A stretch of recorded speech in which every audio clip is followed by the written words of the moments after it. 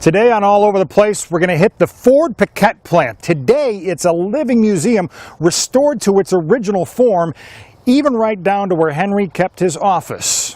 While we're there, we're going to hook up with one of the original car guys in the Motor City, and also one of the original makers of your favorite potato chips.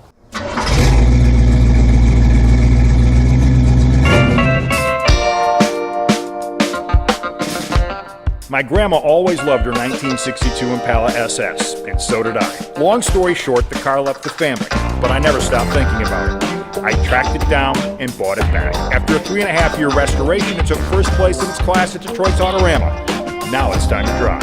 I'm Mickey York, and I'm all over the place.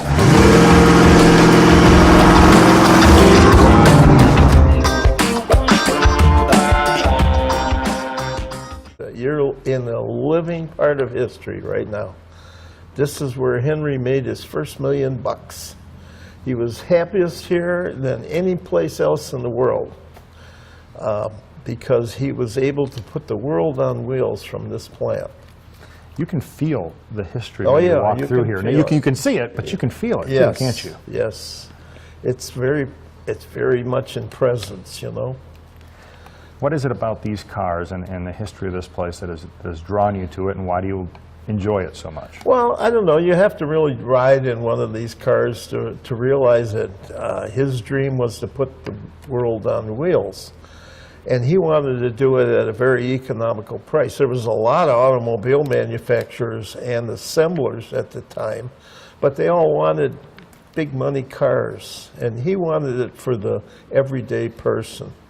And that was his goal. He wanted to make sure that everybody could get a car and drive. People may not realize is that this is a living museum. You can come in here, take tours, learn about it. What will people find when they come through the Piquette plant? Well, they'll find the early history. They have a sample of every car that was built in this building. And then up here in the third level is where Henry developed the Model T, which went from 1908, fall of 1908, through May of 1927. When you drive down the street in one of these cars, like this red car, I'm telling you, traffic stops. What do you think it is that people gravitate towards these automobiles? Is it the sense of history? Yeah, that's the sense of history. When I first got my Model T and I was driving it down the road, I had people chasing me. They wanted to know what the car was, what year it was, and if it was for sale.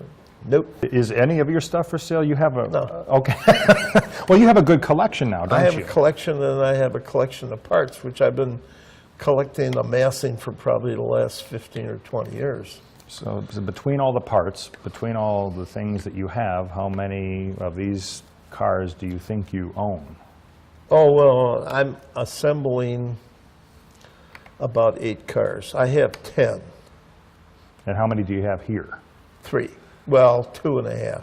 What is unique about this automobile? Well, it's a mother-in-law roadster. It was real popular when you used to go out with the farmer's daughter. The mother rode in the back in that single seat. Of course, she was left on the outside. But Ford knew what he was doing. Yeah. And just kidding, mother-in-laws. We love you. Yeah. And it had a roll-up rear window and a fold-down front windshield so the air could run through. Of course, if it started raining, you could roll the window down and you and your girlfriend wouldn't get wet, but poor mama got wet. Sam may be a collector and restorer of some of Henry Ford's finest work, but he's a hot rodder at heart and the man responsible for starting the Harper Avenue Cruise.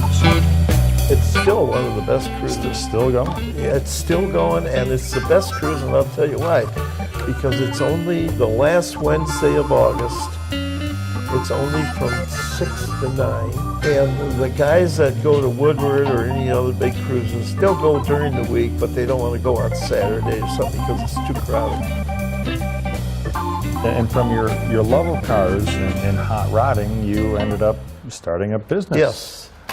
At the time I was married, and I said, you know, there's nobody selling antique car parts here in Detroit, you know. There's people all over the country, Ohio, Pennsylvania, the East Coast, the West Coast.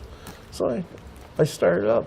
started in a small 10 by 20 shop, and I was working 2 jobs to do it. And I was in business from 70 all the way up to 2007. We should probably touch on how you're able to even do all of this, and I guess that's you got a little side gig over at Better Made? Yeah. Yeah. My father started it back in the late 20s. There was 22 companies at that time, and we're the only surviving company of the 22. I'm still working there. I got to fuel this hobby somehow. Do you think there is a correlation between a Detroit classic like Better Made and your love of working with Detroit classics like Model Ts Well, and A's? I think that some of the people brought the potato chips to Highland Park in their lunchbox. You know, at one time I met Etzel Jr., you know, Henry's son, at the Detroit 300, and I gave him my card, and he says, "Oh, Better Made, I've heard of that before." He says, "Good stuff." Yeah, it hasn't changed. It's Yeah, always been good.